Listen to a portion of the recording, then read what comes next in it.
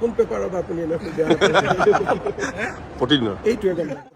আপোনালোকে এনেকৈ প্ৰশ্ন এটা সোধে যাতে তাত প্ৰতিক্ৰিয়া হয় তাৰপিছত আৰু প্ৰতিক্ৰিয়া হয় গতিকে আপোনালোকেও অসমৰ পৰিৱেশটো চাই কিছুমান প্ৰশ্ন আপোনালোকেও সুধিব নালাগে আপোনালোকে মোৰ পৰা এটা প্ৰতিক্ৰিয়া ল'লে লৈ আকৌ সংগঠন কেইটাক গৈ সুধিব হিমন্ত বিশ্ব শৰ্মাই এনেকৈ ক'লে আপুনি কি ক'লে কিন্তু গুৰিটোতো মই নহয় গুৰিটো আপুনিহে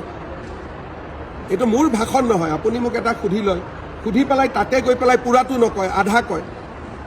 যে হিমন্ত বিশ্ব শৰ্মাই কৈছে যে নহয় বুলি মই কি কৈছোঁ যে প্ৰক্ৰিয়াটো দীঘলীয়া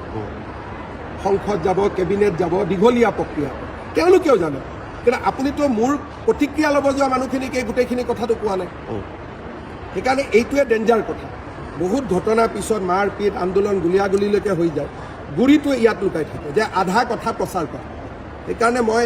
কষ্টই পাওঁ কিন্তু আপোনালোকক সন্তুষ্ট কৰিবৰ কাৰণে আহি উত্তৰকেইটা দিব লাগে নহ'লে মই বহুত কষ্ট পাওঁ আপোনালোকে পকাই পেলাই